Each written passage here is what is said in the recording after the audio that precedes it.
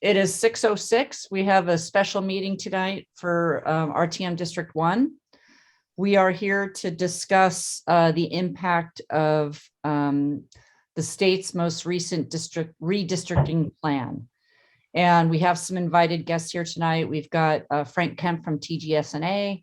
We have Susan Gray, and we have John Vesey, who are our registrar reps. So if we have any questions, we can certainly address them. But I'd like to, it's okay with you, Susan and John and Frank, we're going to go through this.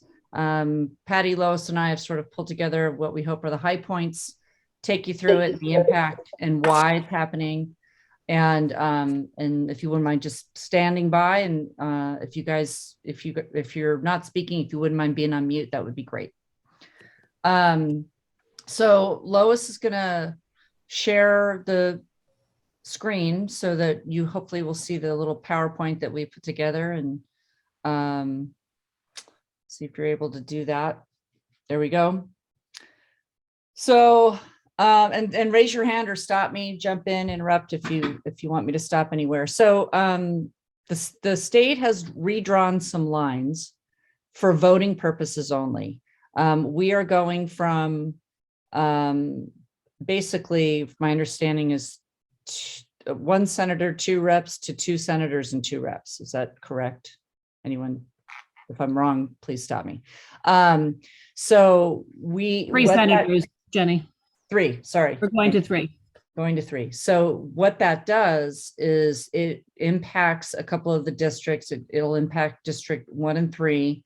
It'll impact District 4 and 5. So what will happen is because the way Darien's districts are divvied up is kind of cumbersome, and right now that would create another ballot that our town would have to create, and not for very many people. So there's an efficiency issue here. So at the recommendation of the town registrars, they're proposing that we redistrict slightly in District 1 and 3 and 4 and 5, but we'll focus on 1 for the moment. That would result in basically we would end up likely losing 1 seat. We're at 17. We have 17 seats right now open, and we would probably go down to 16. So why we're talking about this tonight is tonight's an informational session only for us to ask questions and understand the full impact.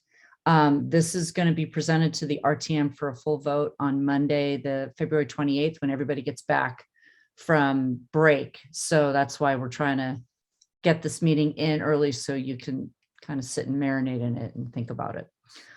So the final plan needs to be the final plan needs to be prepared by mid-March. So that's where. So next slide. So the proposed district changes. Oh, Priscilla's raised her hand. Yes. Hi, Hi, maybe you'll answer this later, but just from the start, I'm not understanding what the paper ballot has to do with any of this.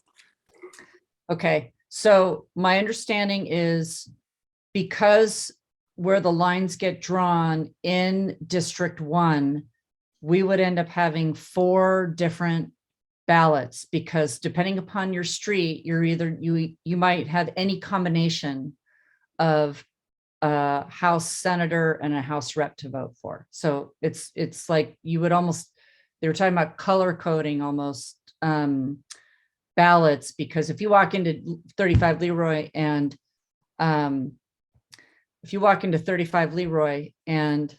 oh, did I lose you? No.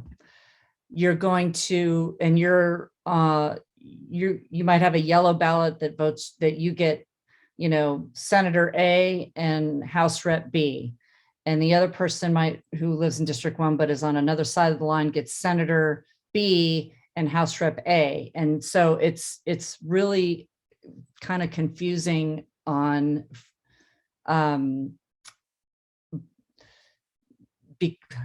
I'm not. Jenny, you saying want me to anything. jump in for a Yeah, second? go So, ahead. For example, the Phyllis or Priscilla, the exact, thank you for that question.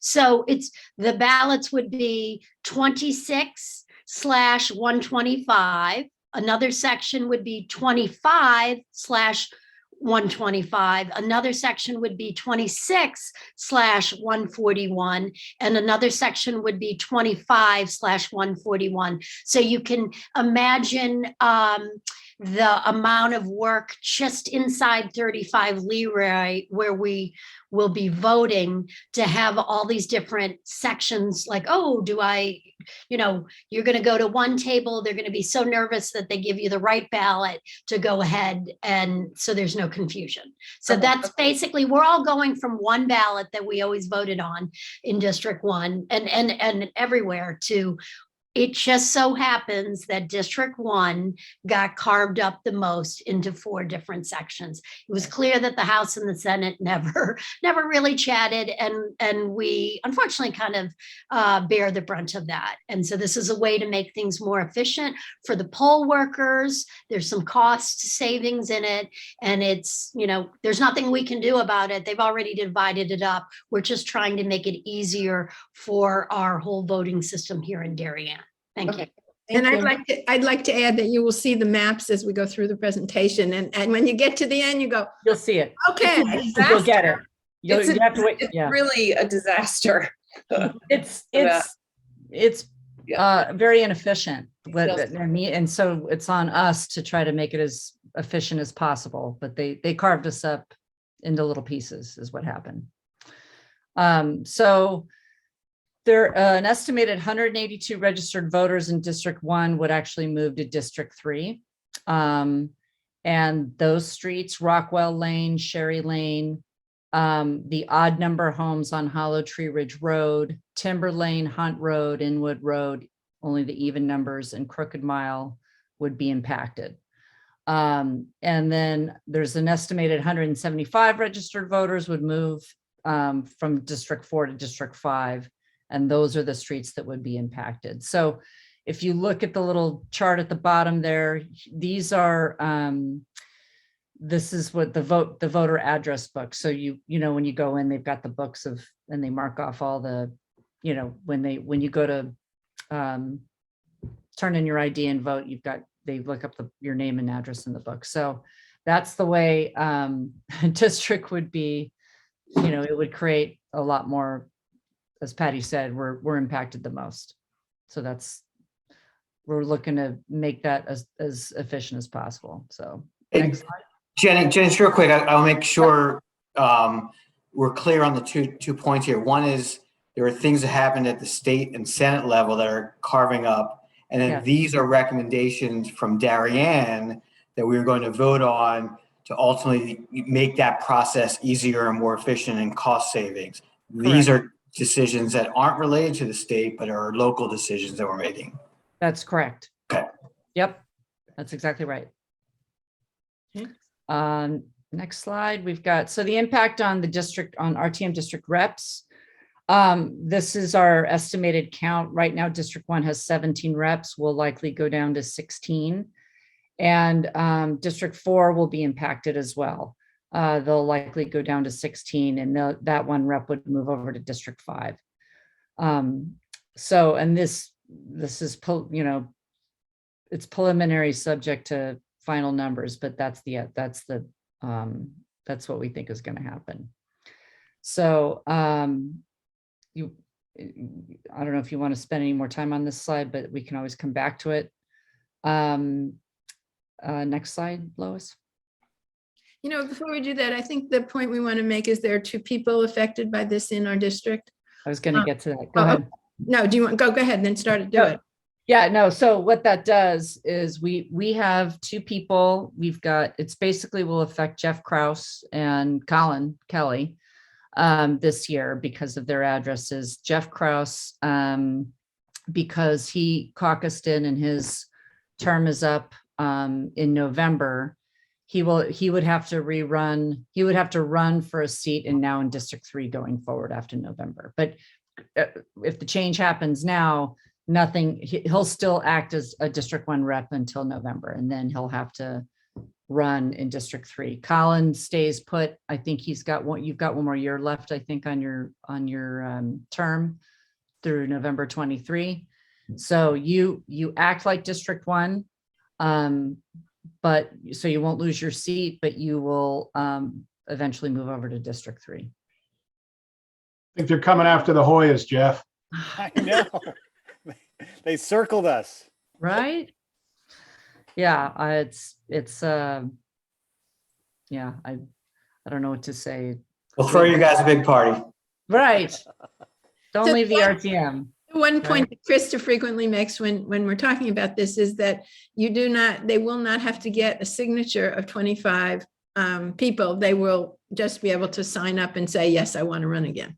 That's a good point. Yeah. So Absolutely. That's you're an not important starting point. over. You'll roll over without, that's right. And just one more point, and you'll see this when we come to another graphic chart. I did fight for the Hoyas, by the way, and I tried to see if there was a way to keep the 7 streets in our district, in particularly Crooked Mile and Sherry Lane, where our esteemed peers lived. But the thing about that section where they are with those 7 streets, they really truly most closely align with District 3, with the House and the Senate. So, we can talk about this on a future slide, but my concern was, should we wait because we're going to have these new developments coming in from Federal Realty and other places? But essentially, no matter what happens in District 5 and District 6 with these additional new units coming on, that's not going to affect up in northern Darien where those 7 streets are. So no matter what, if we get redistricted down the line, that section and those 7 streets will still stay in that area. So Colin and Jeff, we will be buying you beers at the Goose after the RTM meetings anyways, when we're all together. Thank you.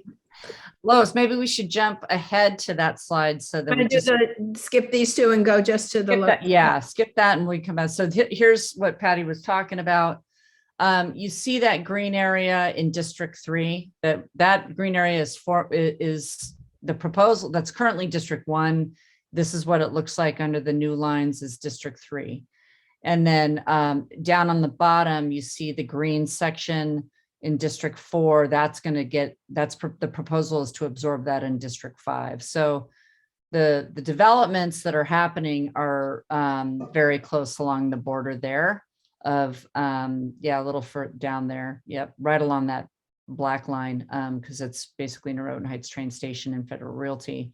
Okay. So the Federal Realty and any development that might happen at Palmer's is going to occur in District 5. And that's likely the border it will impact. So if there's any future redistricting, that remains to be seen, but that's where it would happen. It's not going to happen up in the northeast corner of District 3. And then District 6 is where Corbin, the new development of Corbin is occurring. And I don't know if you were all aware, but the Planning and Zoning Commission just approved 60 units at the Parklands property behind the memory care facility. That's all going to, it's more on the bot, it's more along the closer to 2, right? It's a little lower, but that's where that will be impacted. So if there's any big change there, like District 2 could be impacted, or, maybe they might move, maybe they could move some people to District. from District 6 to District 1. Don't know. So you want to go back up to the other couple slides. These are just more, this is what the state did. And this is map of, I guess it's 141 is our house. This one's 125. Whoops. Yeah. The purple. Yeah.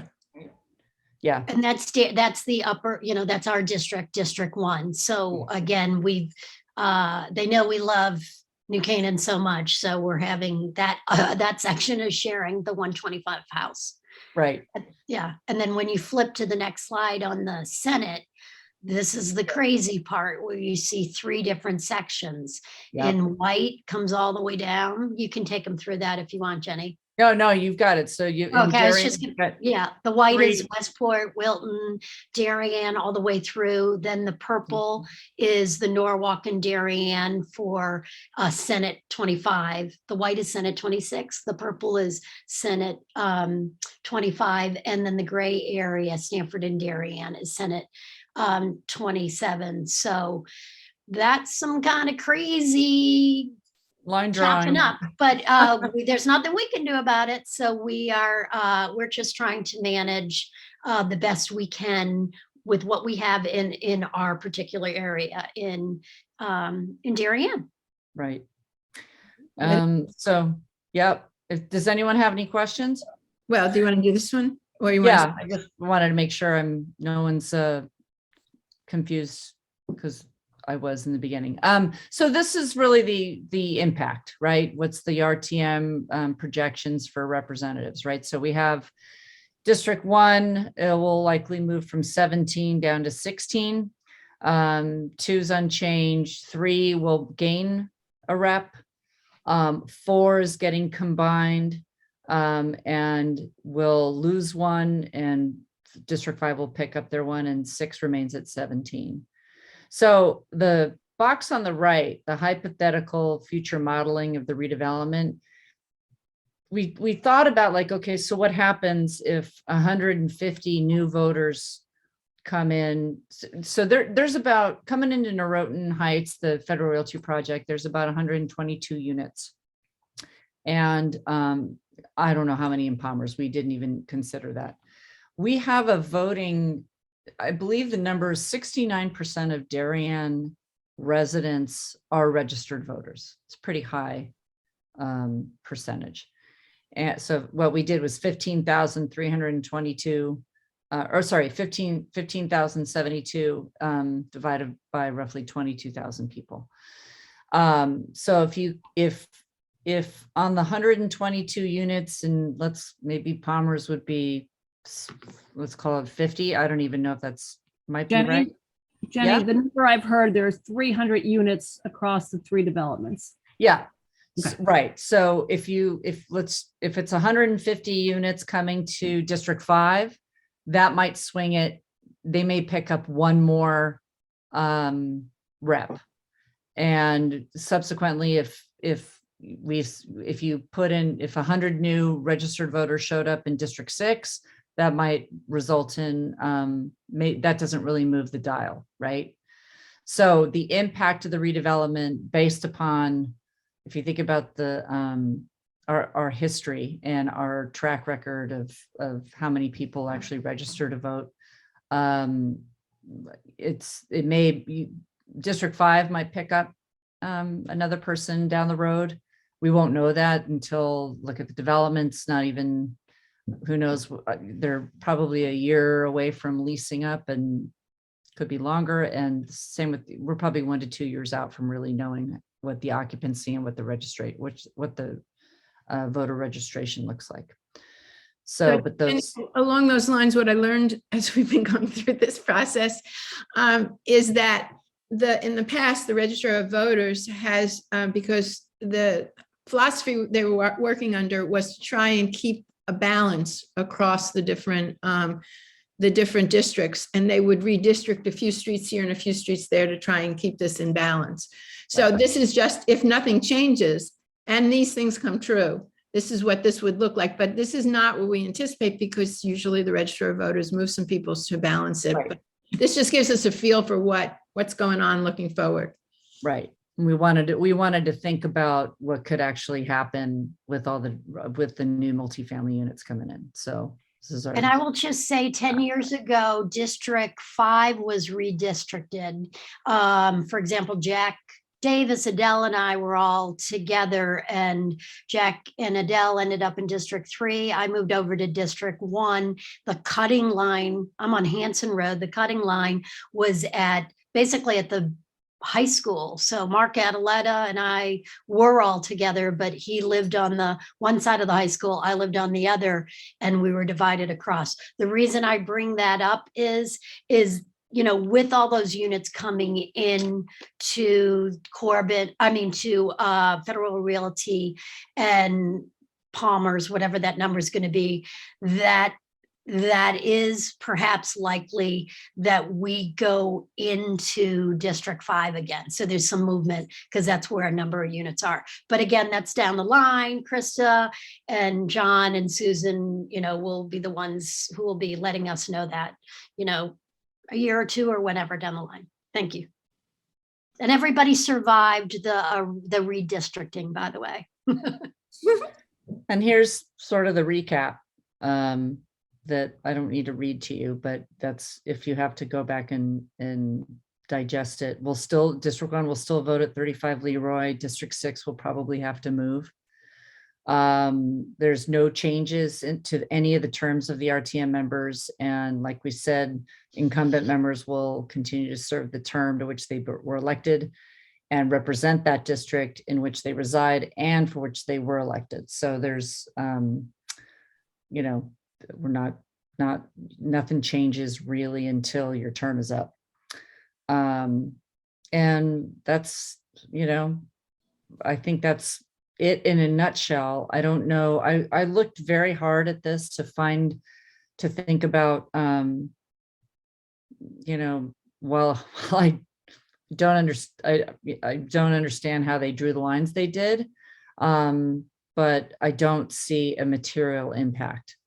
But I am certainly open to discussion. Does anyone have any thoughts? Hey, Jeff, you made it just in under the wire. Yeah.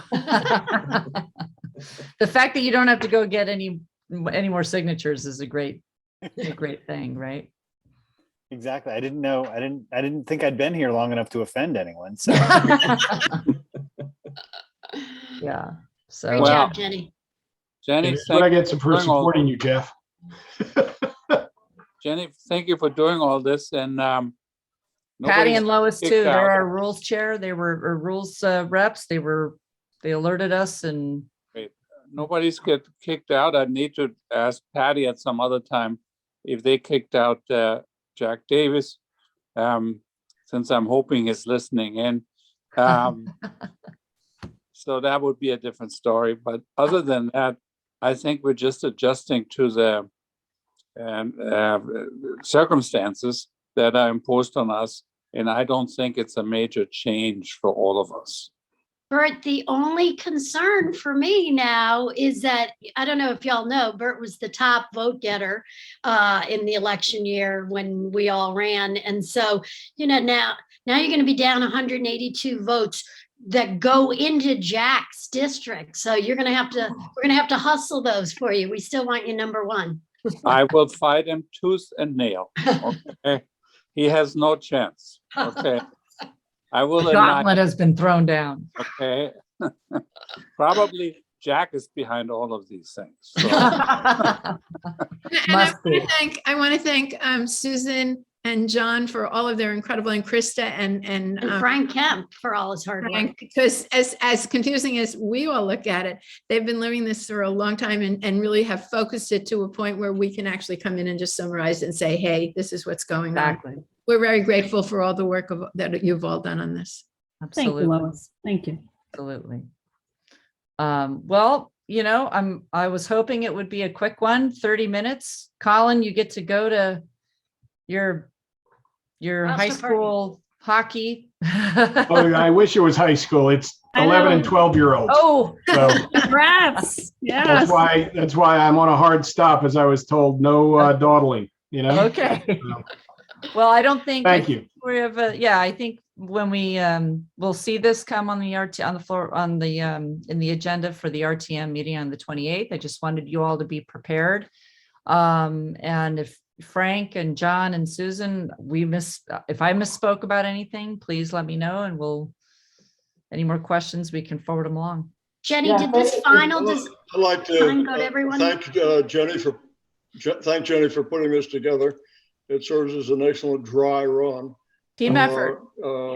Training for next Monday night, and I'm going to pick up a few pointers from the way We'll you share. presented it, I'll send this out to everybody. Yeah. so that I can present it more clearly next time. Yeah, no, it's a lot. It was a lot of sifting through. So I'll forward you the little deck that we did, and you can, If you can With- send it to all of District 1, that'd be great. Thanks. Yeah. The final version. Thank you. Can we just take a couple of minutes and Thank you. check a couple of little pieces on that before you send it out? Okay, oh yeah, thank you. Yeah. you've got it. All And right. again, the impact upon the ballot won't be known until 40 days before the election. So we'll see what it looks like then. But we do know 35 Leroy is going to be a lot of fun on voting day. You have no idea. Yeah, I don't envy you. And they'll be looking for volunteers too to help. And if anybody has any questions, Susan and I are available to answer them. Please feel free to call our office or stop in. We've been dealing with this for quite a while, so hopefully we'll help you out. Thank you. Thank you. Thank you. Thank you. All right. Thanks, Good night. everyone. Thanks, everyone. Have a good evening. Good Thank you. night. Good night. Bye.